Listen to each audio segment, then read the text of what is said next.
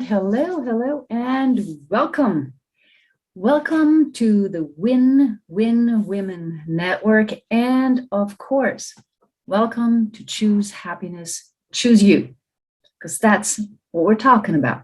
I'm Dr. Natalie, and I'm here as your intuitive transformational mentor because that's what I do. That's what my choice is, and that's what brings me happiness. Talking with you, serving you, helping guide you to where you can actually make a calm, clear, and I suppose informed choice for you. Not for anybody else, but for you. In this show, as you know, we talk about different choices that we have. We've talked about how do we actually define happiness? How do we define ourselves? And that, of course, is an ongoing process. So as part of that, last time we talked a little bit about leisure time. We also, of course, talked about the very important thing about figuring out individually what works for you. And that's why in the title of this show, I said, choose you. There's nobody else like you. There never will be. There never was. So any choice you make has to fit you. There is no one size fits all, even though some people may claim that. Be wary, there's not. Having said that, today I figured I'll talk about something maybe a little off the wall, maybe a little strange to some people, but I also think most likely of interest to most of you. So today I want to talk about cats, dogs, ferrets, goats, hamsters, guinea pigs, parrots, horses, cows, pigs, you name it.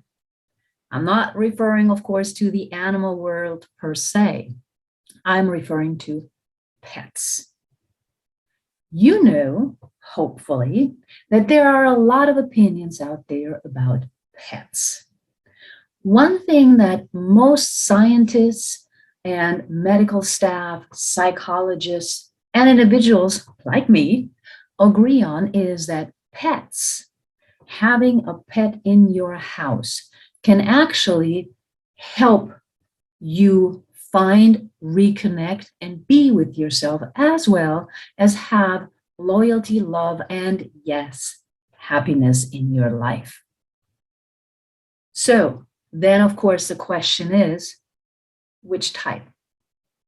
Well, that, not a single answer possible, depends on who you are and what you like.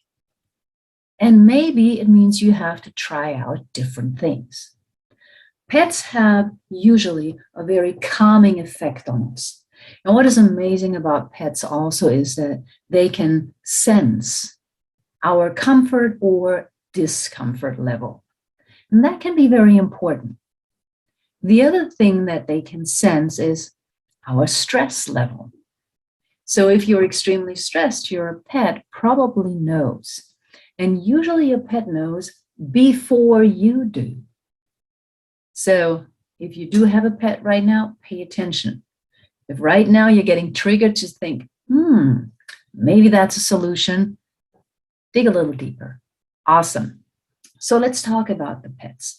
Other than scientists and medical doctors, psychologists, and of course, in general, life as we know it has proven that pets can be that support system, can be that little extra addition to our lives that can be really important. We have seen pets, especially dogs, but also cats and other animals, also helping with rehabilitation. Rehabilitation on a physical level and rehabilitation on a psychological mindset level. So, for example, there are some programs around the world in which dogs are being used or are offering their services to inmates in prisons. And what that does is that all of a sudden, the prisoners have a task they have something to focus on that is a live and living being, and that returns or even mirrors their own feelings and behaviors.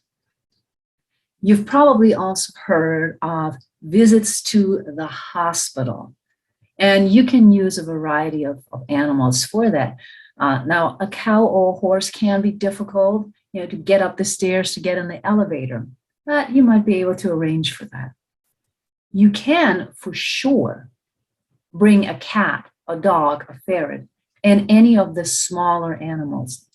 And it is amazing how uplifting that can be and has been proven to be for people in the hospital. Yes, I know visits by human beings are also very important, and especially for the younger generation, the children, it's also very, very important to have fun. So, clowns come in, or performers. And every now and then you hear about a celebrity going in. That's all wonderful. And I approve of all of this, and I think it's really, really important that we keep doing that. It's just that we also need to understand the innate sense and innate sensibility of animals, where there's no judgment in the sense of, how does your hair look today? What are you wearing today? It's just an innate sense and sentiment of, wow, someone, something isn't feeling well. Let me see if I can help take care of that situation. If you have an animal, I've seen animals at home, you may have noticed that, let's say you have a little cut. I have a little cut here, okay? If you have a little cut, all of a sudden your pet may come and try and sniff it and try and lick it. That is the healing, the physical healing in that sense. Or when you come home and you're stressed, just having that little release and being able to pet a pet. I don't know if that makes sense. To pet a pet can also be very psychologically soothing. So when we're talking about pets, when we're talking about who can we use, what can we use, how can we use them, the most important thing is that you find something, someone, some kind of animal that suits you. For some of us, it's really important to exercise on a daily basis. And, we may not be able to exercise as much as we want. If we're not able to exercise as much as we want, how about getting a dog? I know that, for example, helps you go out. I know a person who, for example, does not have any pets at this point because she used to travel a lot. Very considerate. I appreciate that. Has a sign at her door, the front door, saying, take the dog for a walk. Oh, that just means as a reminder, right? It's a reminder to take a walk, to be out in nature and exercise. Of course, that one, if you don't feel like it, either if you're depressed, stressed, or you're just tired, or you're just binge watching some kind of show on any of the networks, you may not do it. You may look at that sign and you go, yeah, but okay. So if you did have a dog, you would actually have to walk the dog. Yes, a little different if you have a house with a big backyard. But even then, the dog needs walking. And that is something to consider. You may love dogs, but do you really want to get up early in the morning when it rains, snows, and it's cold and walk the dog? Now, we're not made out of sugar, so why not? There is a certain sense, though, of responsibility that continues and continues. So maybe a dog is for you. Maybe it's not. The important item that I'm trying to hone in here as we're moving forward is really the fact that it's your decision. And if at the end of the show you still say you don't want to have a pet, perfectly fine too.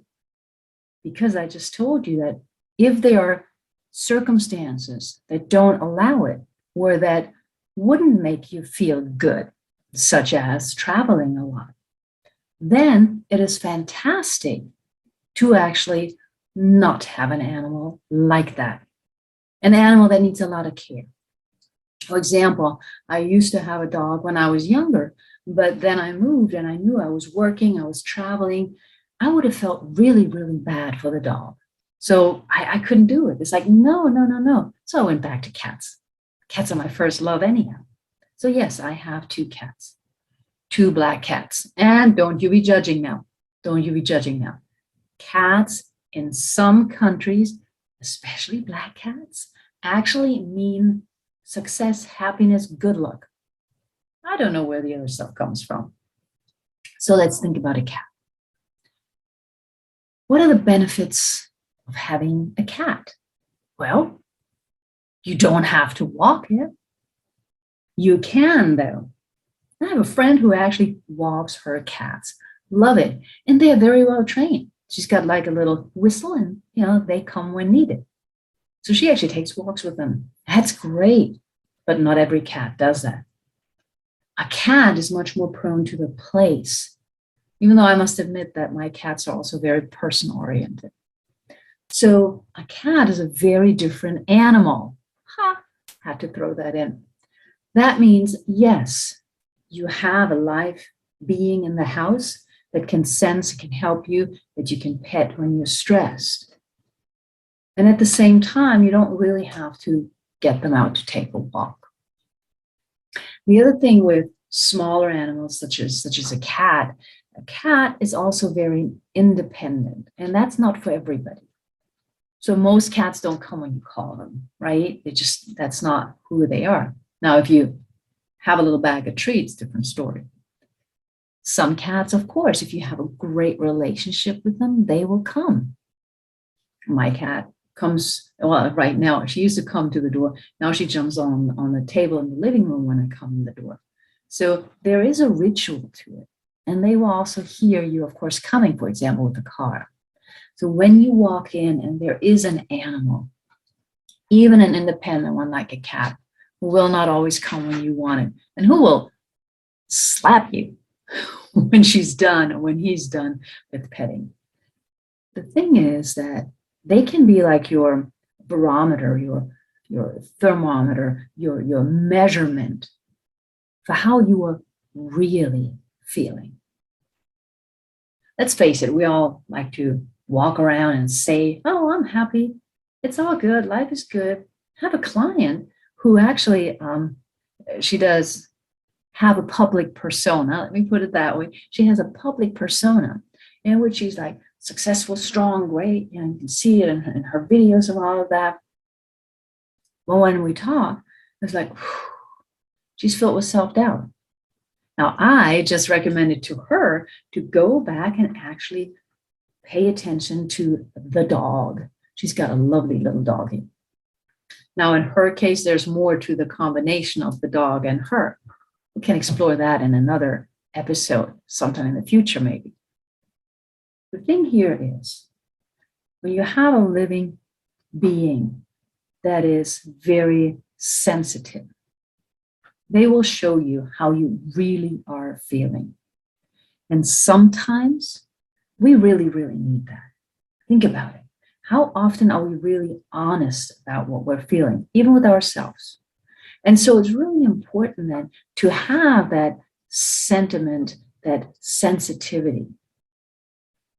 And they can help us de-stress. Very often, I want to make a guess here, when you come home, you may bring in the mail. You're looking at the mail while you're walking in the door. You're starting to open the mail. You're already stressed from work. You're already, maybe not stressed, but you're already preoccupied with work issues. You're now preoccupied with the drive or the commute, whichever one you do. Now you're coming in the door. You're trying to figure out, what am I going to eat for dinner? What does the family want to eat for dinner? And then you're starting to look at this. So you're really not taking a break. But you just entered your home. And so the question is, what kind of sentiment, what kind of atmosphere do you want to have in your home? Yes, There are lovely pictures of the colors on the wall, the plants, all lovely. Is that sufficient for you to choose you? Or when you walk in, you do exactly as I just explained. So when you walk in and there is a pet, whether it's a rabbit, a guinea pig, a cat, a dog, you automatically are pulled back from just continuing on autopilot. You are now invited, and sometimes very directly invited, to stop and to take a breath. And that really is choosing you.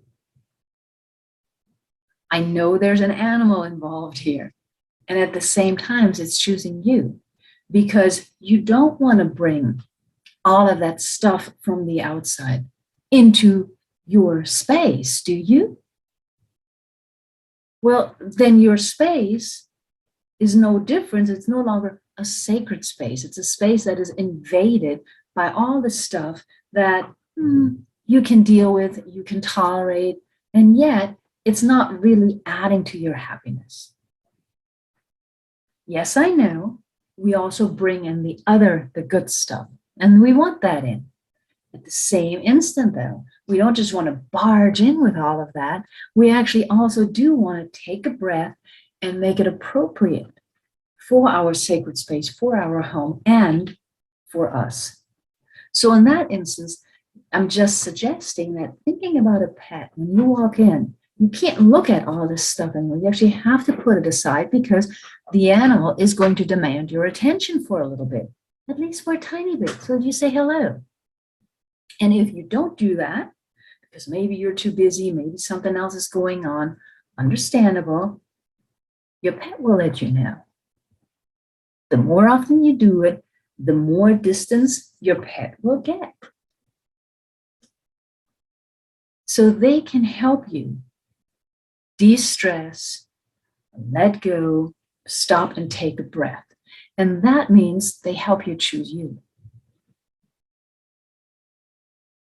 Of course, at the same time that this example works for when you come back from work, it also works in very simple other instances.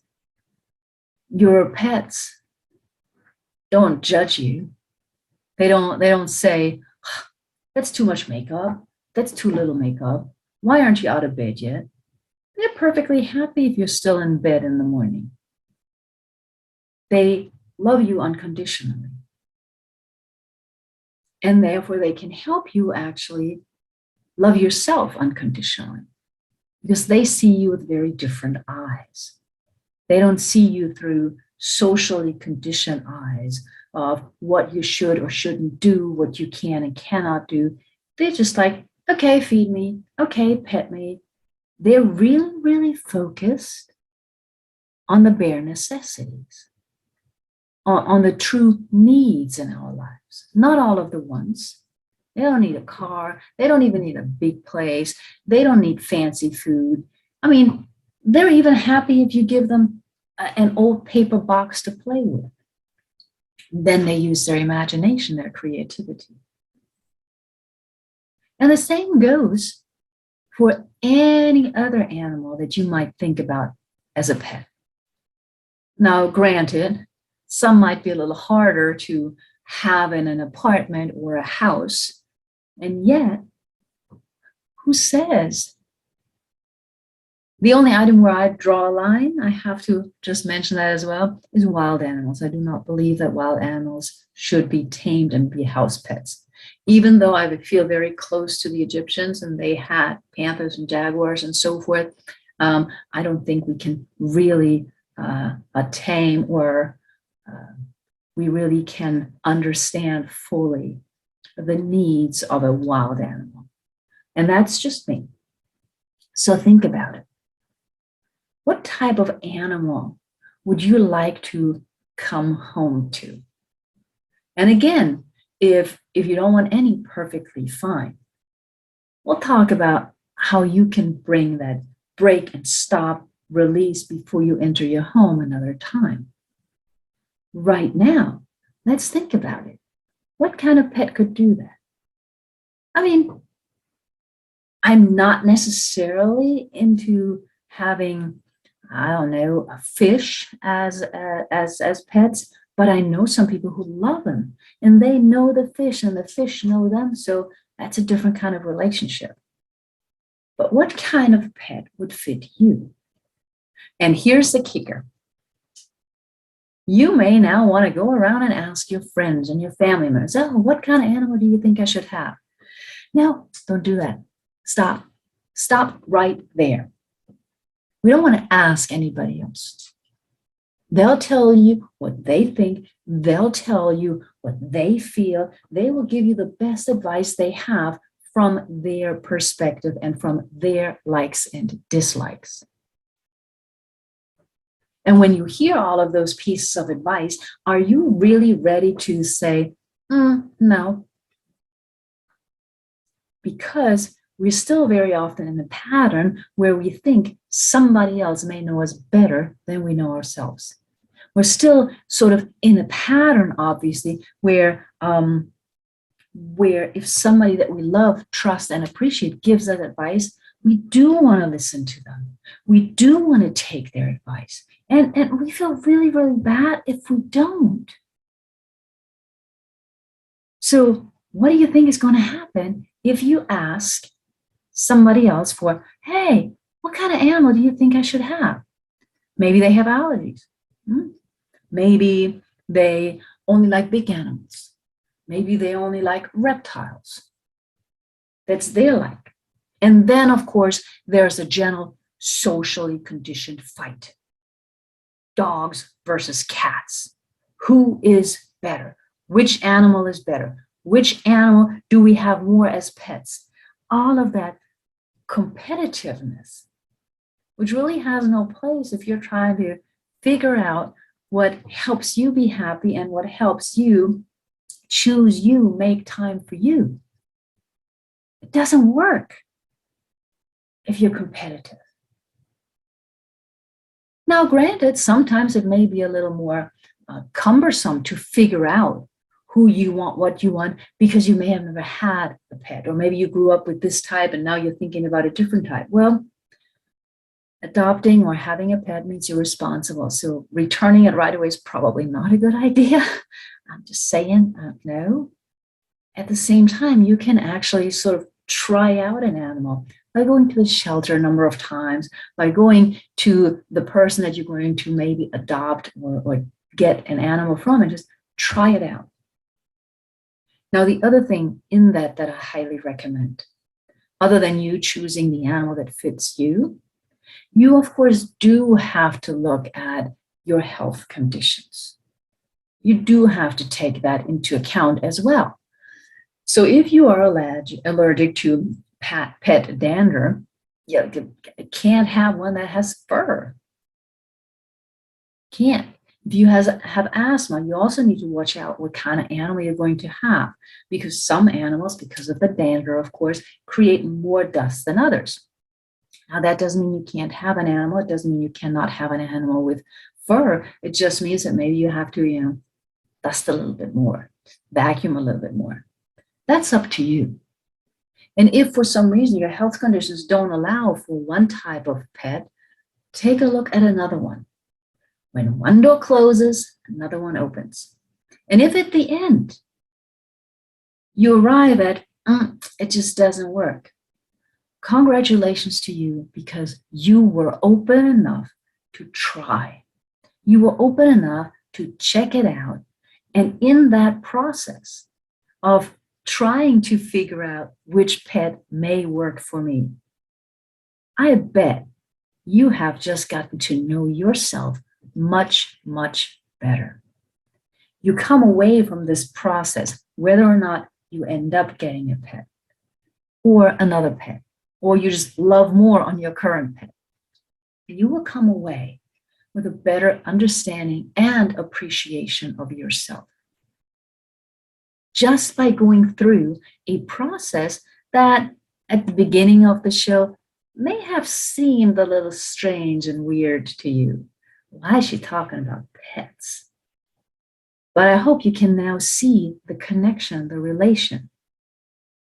You choose happiness. What helps in your house, in your sacred space, to add to that happiness, to help take away some of the daily stressors and triggers when you walk in, so that you can make a clear break between the daily chores and activities and your sacred life at home. And then are you able to actually listen to yourself and do the research that works for you without being at all barraged with advice from others who love you most of the time, but at the same time, they're not you. So they will have an agenda. A friend who's allergic to cats will tell you not to get a cat.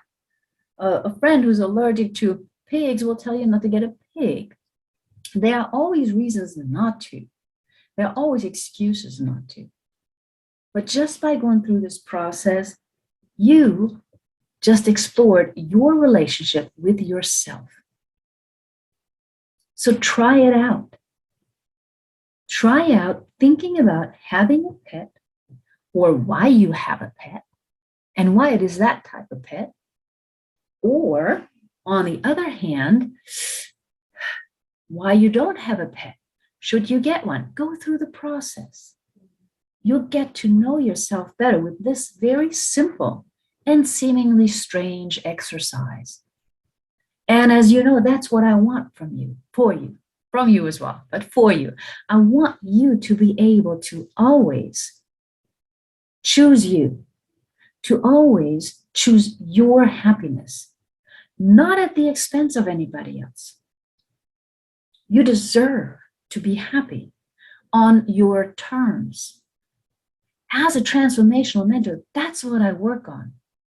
This little exercise is one that I love to do because it reconnects you with you. And that's what I do intuitively in transformational work.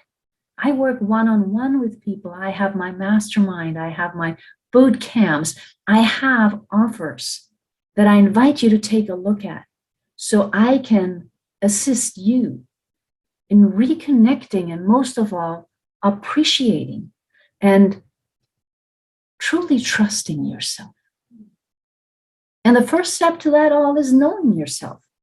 That old Egyptian ancient that I like to keep bringing up. How do you get to know yourself? You stop. Whether it's when you walk in the door and there's a pet or not, but you have to have a mechanism to stop and reflect and figure out what works for me. Not what's in it for me, but what works for me. Not anybody else. And that's what I'm here to help you with. That's where I can help guide you in the right direction. I'd love to talk with you one-on-one. I'd love to see you in my upcoming boot camp, in my mastermind, or try out my short little Be You fully asynchronous online course. Why?